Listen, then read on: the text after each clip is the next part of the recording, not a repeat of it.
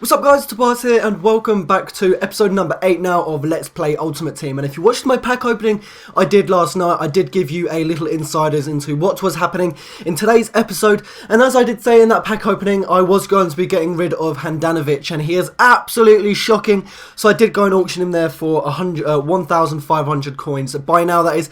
And I did absolutely fuck up because I wanted to get Marchetti, however I went to have a look at his price in the 4-1-2-1-2 and he went for 5,000 coins and I only had 6,000 coins, so I was refusing to blow all the money I did have on one goalkeeper, so I did actually settle for Sketlenberg. He does cost 1,500 coins and I've probably pronounced his name absolutely horribly wrong, but nonetheless he is replacing Handanovic in this squad. So we do go into our first game here then, and it's this, like I'm going to tell you the story now. I played this at 5:30, well, I was going to say last night, but technically it's this morning because I don't know why I was up really late, and I started playing FIFA, and literally if EA AIDS was ever not on my side, sorry, I was literally getting dicked all over the place. I mean, as you saw there then, Royce did actually manage to take the lead for him there then in the whatever minute it was, and then Manu put in the second in the 14th minute here, and as you can see it was raining, it was really sluggish. It was one of those games where whenever I got the ball it literally just absolutely trolled me. So I went 3-0 down in the 34th minute and I was refusing to give up. I kept on trying, and as I say in every single commentary I do,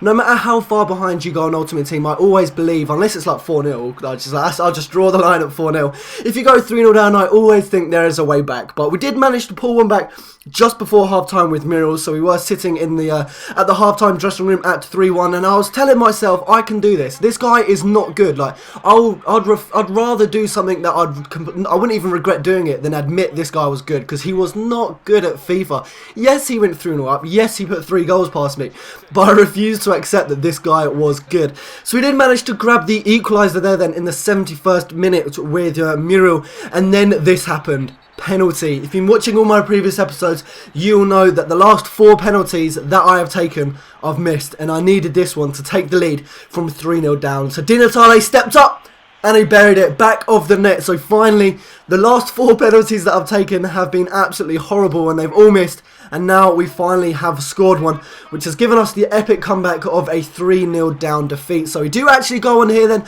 to score in the 90th minute with Mikli, and we do actually end that game at 5-3, which was a brilliant result. 3-0 down at just before half time, I should say, and we did walk away with the 3 points.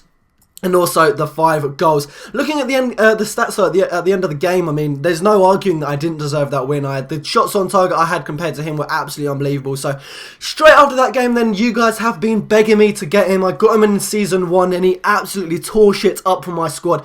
And you guys have been begging me to get him back in this squad, and I had to do it. Biabiani, welcome back to the squad, my son. 1,600 coins. He's an absolute beast for the coins you're paying for him. And we do, with that, go straight into our second game. And again, this guy's squad isn't the best.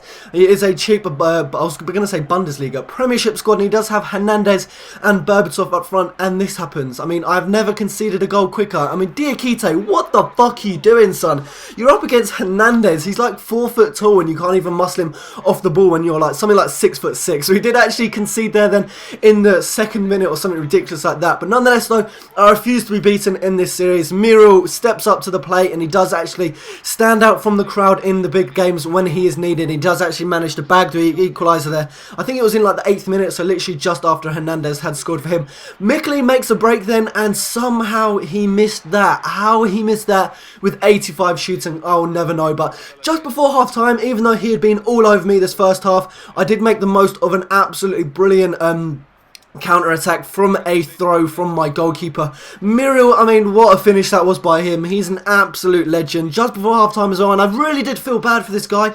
I mean, he was all out, like you can see there, 9 shots on target. I had 3 and I'd scored 2 of them, so I wasn't complaining. You know, I want these points, I want these coins, I want to get as many coins, points and players as possible for the squad. And then from there, literally it was just goal galore on my behalf. 57th minute and Mikli did manage to get one to go 3-1 up, and straight after that a lucky through ball then. It did take a deflection, and even more lucky there, deflection off the goalkeeper. It did drop to Muriel, who did head. That was the Jew of all goals. If there was ever a Jewish goal, that was it. So 4-1 then. I knew he was not going to be coming back. I did make a substitution just before the final full time there then, and we did end that at a 4-1 win, which did give us the 3 points. So we are now on the 9 points with 7 games remaining, and we are out of the relegation zone. So straight after that game then, we did go and make another purchase.